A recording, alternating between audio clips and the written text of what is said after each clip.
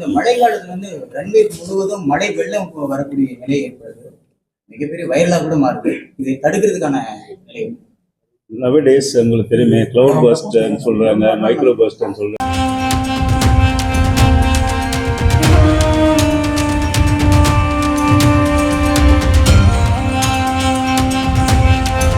Namaskaram, Vanakkam எல்லாருக்கும். This is Deepak, the airport director, Chennai Airport. The press meet we have called for this press meet specifically because நாளைக்கு யாத்ரி சேவா திவஸ்னு ஒரு program கொண்டாட போகிறோம். இதில் பேசஞ்சர்ஸ்க்கு how and all we can facilitate them and அவங்கள அரைவலில் அவங்கள உபசரித்து கொண்டு வர்றது, குழந்தைங்களுக்கு பேட்ரியாட்டிசம் மற்றும் ப்ரோக்ராம்ஸ், ட்ராயிங், பெயிண்டிங் காம்படிஷன்ஸ் எல்லாம் ஹோல்ட் பண்ணி we want to make this event a very grand event. அதாவது throughout the year we are doing so much of events for the passengers. அதை நாளைக்கு ஸ்பெசிஃபிக்காக ஒரு பேசஞ்சர் யாத்ரி சேவா திவஸ்னு கொண்டாடுறதுக்கு நம்ம ஒரு ஸ்டெப் எடுத்திருக்கோம் through the Ministry of Civil Aviation. So welcoming the arrival passengers, அவங்களுக்கு திலக்கெல்லாம் வச்சு அவங்கள உபசரித்து கொண்டு வர்றது, ட்ரீ பிளான்டேஷன், எக் பேட் மார்க் இனாம், அந்த ஒரு கான்செப்டில் டிக்னிட்ரிஸ், இந்த ஸ்டேக் ஹோல்டர்ஸ், இந்த ஏர்போர்ட்டில் இருக்கிறவங்கள கூட்டி கொண்டு அவங்கள வச்சு மரம் நடுறது, ஃபோக் டான்ஸ் பர்ஃபார்மன்ஸஸ், ஸ்பெசிஃபிக்காக நம்ம தமிழ்நாட்டோட கரகாட்டம், அந்த மாதிரி ஃபோக் ஆர்ட்ஸை வச்சு நம்ம பேசஞ்சர்ஸை இன்வைட் பண்ணுறது, வெல்கம் பண்ணுறது. அது இல்லாமல் quiz competition, painting competitions etcetera. இந்த பக்கத்தில் இருக்கிற ஸ்கூல்ஸ், எஸ்பெஷலி கவர்மெண்ட் ஸ்கூல்ஸை அந்த ஸ்டூடெண்ட்ஸை கூட்டி கொண்டு இங்கே ஒன்று பேசஞ்சர்ஸோட குழந்தைங்களை we are trying to entertain them in the airport itself. அது இல்லாமல் பக்கத்தில் இருக்கிற ஸ்கூல்ஸில் இருக்கிற ஸ்டூடெண்ட்ஸை we bring them into the airport. And ஏர்போர்ட்டோட கம்யூனிட்டியில் என்னெல்லாம் கெரியர் ப்ராஸ்பெக்ட்ஸ் இருக்குது அதெல்லாம் அவங்களுக்கு சொல்லிக் கொடுத்து 9th 10th 11th 12th அந்த குரூப்பில் இருக்கிற பசங்களுக்கு ஒரு ஒரு கெரியர் கைடன்ஸ் மாதிரி கொடுக்கறதுக்கு பிளான் பண்ணியிருக்கோம். ஸோ ராஜா கிஷோர் எல்லாம் செலிப்ரேட் பண்ணுறோம் எல்லாம். பட் பேசஞ்சருக்குன்னு நம்ம ஒரு டே கொண்டு ஒரு நாளைக்கு ஒரு செலக்ட் பண்ணி throughout the year we want to do the celebration. அவங்களோட இன்டென்ஷன் இஸ், நம்ம எவ்வளோ பண்ணியும் அது அவங்களுக்கு ரீச் ஆகலைன்னா நமக்கே கஷ்டமாக இருக்குது. So we are trying to find out அவங்களோட ஃபீட்பேக். இதெல்லாம் பண்ணிட்டு தான் இருக்கோம். In one way or the other tree plantation பண்ணுறோம், வெல்கம் பண்ணுறோம், பெயிண்டிங் காம்படிஷன் இருக்குது. பட் நாளைக்கு ஒரு செலிப்ரேஷனாக எடுத்து த்ரூ அவுட் த இயர் இந்த ஃபீட்பேக் எல்லாம் வச்சு ஷார்ட் டேர்ம் என்ன நம்ம அவங்கள அட்ரஸ் பண்ண முடியும், மிட் டேர்ம் என்ன அட்ரஸ் பண்ண முடியும், லாங் டேர்மில் அவங்களோட குறைகளை எப்படி தீர்க்க முடியும், அந்த ஒரு உள்நோக்கத்தோடு இந்த ப்ரோக்ராம் ஸ்டார்ட் பண்ணுறோம். சரி, இப்போ ஃப்ளைட்ஸ் எல்லாம் கேன்சல் ஆகும்போது பேசஞ்சர்ஸ் நிறைய பேர் பாதிக்கப்படுறாங்க, நிறைய ஹோட்டல்ஸ் தேட வேண்டியது. ஸோ இந்த மாதிரி தொடர்ந்து யூஸ்வலாக ஃப்ளைட்ஸ் அப்படி கேன்சல் ஆகிறது கிடையாது. ஏன்னா அந்த கேன்சலேஷன் மெசேஜ் பேசஞ்சர்ஸ்க்கு முன்னாடியே போயிடுறது. ஸோ யூஸ்வலி அப்படி ஆகிறது கிடையாது. மேபி நிறைய இஷ்யூஸ் தட் இஸ் வாட் இந்த கேன்சலேஷன் இன்ஃபர்மேஷன் பேசஞ்சர்ஸ்க்கு முன்னாடியே போயிடுறது. ஸோ அவங்க டெர்மினல் ரீச் ஆகணும்னே அவசியம் கிடையாது. சார், நாளைக்கு இந்த பயணிகளை கௌரவிக்கிற விழா மாதிரி பண்ணுறீங்க. ஆமாம் கரெக்ட். ஏற்கனவே பயணிகள் லாங்காக ட்ராவல் பண்ணி வருவாங்க. ஸோ அவங்க எந்த அளவுக்கு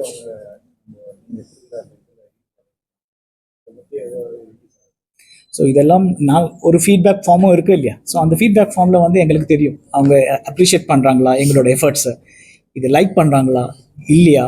பேகேஜ் வர்றதுக்கு ஒரு 20 minutes எடுக்குதுன்னு வச்சுப்போம். அந்த சமயத்தில் அந்த குழந்தைங்களை மேனேஜ் பண்ண முடியலன்னா ஒரு பெயிண்டிங் கிட்டு கொடுத்தீங்கன்னா அந்த குழந்தை பிஸியாக இருக்கும். Then they are also relieved. So இந்த மாதிரி சின்ன ஐடியாஸ் கொண்டு அவங்கள எப்படி பிஸி படுத்தலாம், அவங்கள எப்படி கம்ஃபர்டபுளாக படுத்தலாம்ங்கிற ஐடியாவில் தான் இது பண்ணுறோம். சார், நம்ம செகண்ட் ஃபேஸ் பில்டிங்ஸ் கன்ஸ்ட்ரக்ஷன் அது எப்போ எந்த லெவலில் இருக்குது, எப்போ முடியும்? 25% of the construction already over. நம்ம ஜிஎம் இன்ஜினியரிங் ப்ராஜெக்ட் சொன்ன மாதிரி. அண்ட் பை 30th June நான் அந்த ப்ராஜெக்டை முடியும். புதுசாக நம்ம ஏர்கிராஃப்ட் நிறைய சவுதியெல்லாம் போய் ஏர்கிராஃப்ட்லாம் கம்மியாக தான் இருக்குது. டைரக்ட் ஃபிளைட்ஸ் தான் கிடையாது சவுதியில் போகணும். அது மாதிரி நிறைய இடங்களுக்கு நாடுகளுக்கு கொரோனாக்கு முன்னாடி இருந்த காலங்களில் இருந்த ஃபிளைட் எல்லாமே இப்போ கொரோனாக்கு அப்புறம் இருந்துச்சு. இப்போ மீண்டும் அந்த ஃபிளைட்ஸ் சர்வீஸ்லாம் கொண்டாடுறதுக்கு ஏதாவது ஏற்பாடு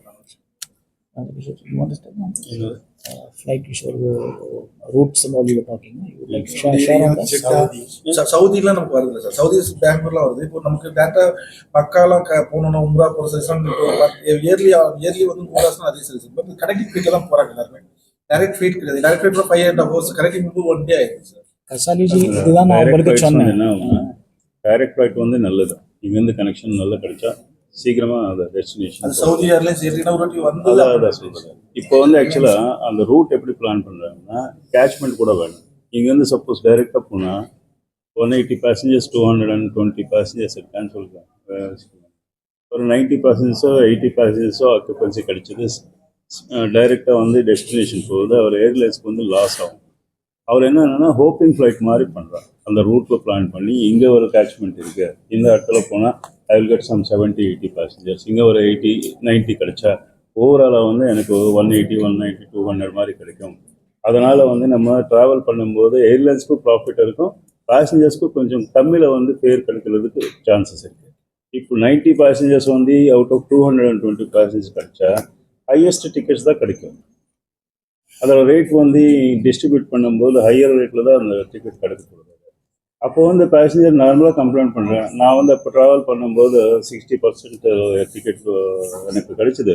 இப்போ பார்க்கும்போது எனக்கு வந்து 100 ருபீஸ், ஒரு 1000 ருபீஸ், 2000, 4000 ஜாஸ்தி ஆகுது.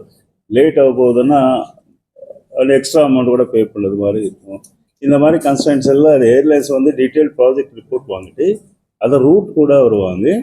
இதில் வந்து இன்டர்நேஷ்னல் பைலேட்ரல் அக்ரிமெண்ட்ஸ் கூட இருக்கும்.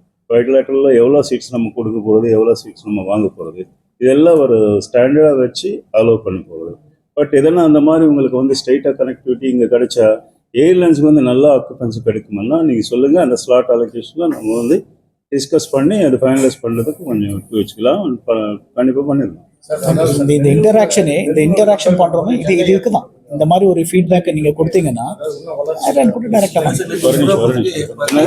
மறுபடியும் பெங்களூர் வந்து கொஞ்சம் சென்னையோட கொஞ்சம் அதிகமாக அது இல்லை. ஆக்சுவலாக பிரச்சனை என்னென்னா, இது வந்து ஏர்போர்ட் காம்படிஷன். பெங்களூரில் வந்து ஆக்சுவலாக அந்த எக்கோ சிஸ்டமில் சாஃப்ட்வேர் கம்பெனிஸ் நிறையா இருக்கும்.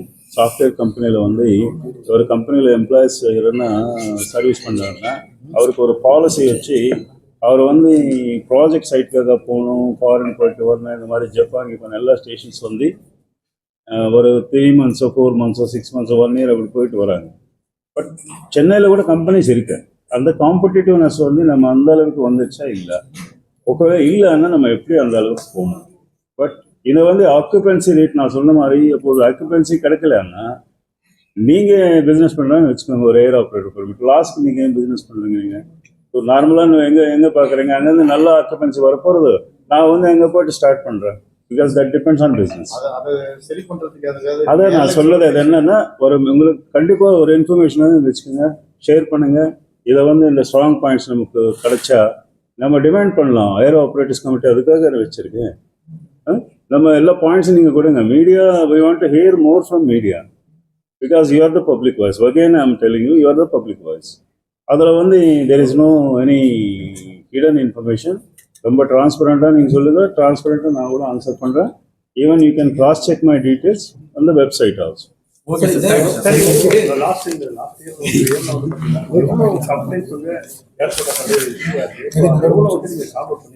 நாளைக்கு டிகிரில நான் கண்டிப்பாக தரேன். கொஸ்டின் எனக்கு கூட ஸ்டாட்டிஸ்டிக்ஸ் ஃபுல்லாக தராங்க. எவ்வளோ என்னென்ன மாதத்தில் என்னென்ன எவ்வளோ கம்ப்ளைண்ட்ஸ் வந்துருக்கு, எவ்வளோ நம்ம கிளியர் பண்ணிருக்கு, எவ்வளோ பெண்டிங் இருக்குது, அது எப்படி நம்ம ஃபியூச்சரில் வந்து எப்படி இதை அட்ரஸ் பண்ண போகிறோம், எதுக்கு அது பெண்டிங்காக இருக்குது இப்போ வரைக்கும். பிகாஸ் அதை வந்து ஆக்சுவலாக நீங்கள் பேக் வந்து மிஸ் ஆகி வச்சுக்கோங்க. நீங்கள் ஒரு கம்ப்ளைண்ட் போட்டுருக்கீங்க, நான் எங்கே ட்ரேஸ் பண்ணாலும் பேக் கிடைக்கல, கம்ப்ளைண்ட் வந்து ஓப்பன். பட் எங்கே போகணும் அது கண்டுபிடிக்கிறது வந்து you have to do the investigation.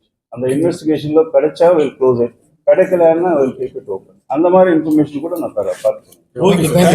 ஒரே ஒரு கேள்வி சார். இந்த மழை காலத்துல வந்து ரன்வே முழுவதும் மழை வெள்ளம் வரக்கூடிய நிலை ஏற்படுது, மிகப்பெரிய வயலாக கூட மாறுது. இதை தடுக்கிறதுக்கான நிலை நவடேஸ் உங்களுக்கு தெரியுமே, கிளவுட் பர்ஸ்ட்னு சொல்கிறாங்க, மைக்ரோ பர்ஸ்ட்னு சொல்கிறாங்க. So there is a lot of problem with rainfall. But இது வந்து ஆக்சுவலாக வெதர் வந்து ஃபோர்காஸ்ட் நமக்கு கிடைக்கும். பிகாஸ் மெட்ரலாஜிக்கல் இன்ஃபர்மேஷன் நமக்கு ½ கிடைக்குங்க. ஏர் டிராஃபிக் கண்ட்ரோலில் நீங்கள் பார்க்கும்போது ஆக்சுவலாக ½ வந்து மெட்ரலாஜிக்கல் இன்ஃபர்மேஷன் வரும். 24 hours வெதர் எப்படி இருக்கும் தெரியும். ஃபோர்காஸ்ட் பற்றி ஒரு 3 days ஃபோர்காஸ்ட் ஸ்டாஃபர் கூட நமக்கு வரும். அதெல்லாம் பார்த்தா உங்களுக்கு ஒரு அசஸ்மெண்ட். இந்த மாதிரி வெதர் என்விரான்மெண்ட்டில் வந்து ஏர்லைன்ஸ் ஹேஸ் டு ஆப்ரேட் இங்கேருந்து டெஸ்டினேஷன் போகிறதுக்கு. பட் இங்கேருந்து ஸ்டார்ட் ஆயிடுச்சு ஹைதராபாத் போகிறதுக்கு முன்னாலே there is a bad weather. அங்கே வந்து டைவர்ட் ஆயிடுச்சுன்னு வச்சுக்கோங்க, passengers will make you hue and cry. Because Hyderabad போன்றதுக்கும் அவருக்கு ஒரு இன்டர்நேஷ்னல் கனெக்டிவிட்டி இருக்கா, பட் லேண்ட் பண்ண முடியாது. அதை வந்து நேச்சுரலாக that is natural calamities, natural problem. அது பாதிக்கிறது யாத்திரை சேவான்னு சொல்றீங்க, யாத்திரிகள் தானே, பேசஞ்சர்ஸ் தானே. அதான் Seva, safe service is Seva. First safety தானே. நீங்கள் வந்து அங்கே ஹைதராபாத்தில் land பண்ணிச்சுன்னா in bad weather condition it will become another Ahmedabad instead. Yeah. So safety first தானே. Safety first. Okay, so prime most important for the safety security. பாதி வந்து சேவா எல்லாம் பண்ணலாம், பரவாயில்ல, ஒன்றும் பிரச்சனை இல்லை. What ever demands you can do within permissible limitations. அந்த சேவை எக்ஸ்டெண்ட் பண்ணுறதுக்கு நம்ம ஆல்வேஸ் ரெடியாக இருக்கோம். தேங்க்யூ. Thank you.